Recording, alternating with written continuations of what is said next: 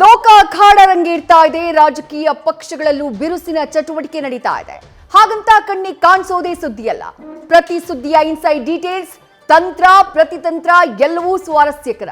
ಇರೋದೇ ಸುದ್ದಿ, ಸುದ್ದಿಯೊಳಗಿನ ಸುದ್ದಿ. ಇದೇ ಇದ್ದಿದ್ದು ಇದ್ದಂಗೆ. ನಾನು ವಿದ್ಯಶ್ರೀ. ಮೊದಲಿಗೆ ಹೆಡ್ಲೈನ್ಸ್.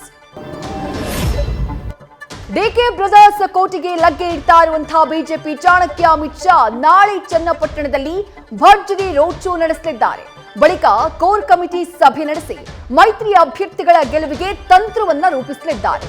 28 ಕ್ಷೇತ್ರಗಳ ಪೈಕಿ ಕಷ್ಟಕರವಾದಂತಹ ಕ್ಷೇತ್ರಗಳ ಬಗ್ಗೆ ಸಭೆಯಲ್ಲಿ ಚರ್ಚೆ ಮಾಡಿ ಮುಂದಿನ 2 ದಿನಗಳಲ್ಲಿ ಕಡ್ಡಾಯವಾಗಿ ಬಂಡಾಯ ಶಮನ ಮಾಡುವಂತೆ ಸೂಚನೆ ನೀಡ್ತಾರೆ ಅಂತ ಹೇಳಲಾಗ್ತಾ ಇದೆ.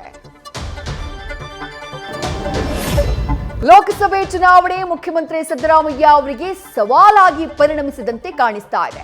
ಸ್ವತಃ ಸಿದ್ದರಾಮಯ್ಯ ಹೇಳಿರುವಂತಹ ಮಾತು ಇಂಥದ್ದೊಂದು ಪ್ರಶ್ನೆಯ ಉದ್ಭವಕ್ಕೆ ಕಾರಣವಾಗಿದೆ. ವರುಣಾದಲ್ಲಿ 60,000 ಲೀಡ್ ಬರಲೇಬೇಕು, ಆಗ ನನ್ನನ್ನ ಯಾರೂ ಮುಟ್ಟೋಕಾಗಲ್ಲ, ನಿಮಗ್ ನಾನು ಇರಬೇಕಾ ಬೇಡವಾ ಅಂತ ಕೇಳಿದ್ದಾರೆ.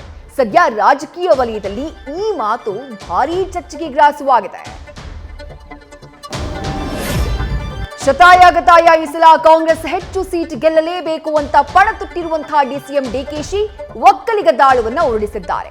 ಹಳೆ ಮೈಸೂರು ಭಾಗದ ಮೇಲೆ ಕಣ್ಣಿಟ್ಟಿರುವಂತಹ ಡಿಕೆಶಿ ಪದೇ ಪದೇ ಒಕ್ಕಲಿಗ ಸಮುದಾಯಕ್ಕೆ ನಾವು 8 ಟಿಕೆಟ್ ಕೊಟ್ಟಿದ್ದೇವೆ ಅಂತ ಹೇಳ್ತಿದ್ದಾರೆ.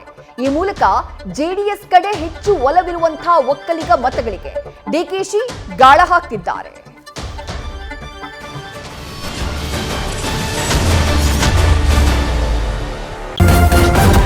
ನ್ಯೂಸ್ ಫಸ್ಟ್ ನಿರ್ಭೀತಿಯಿಂದ ನಿಮ್ಮ ಪರವಾಗಿ.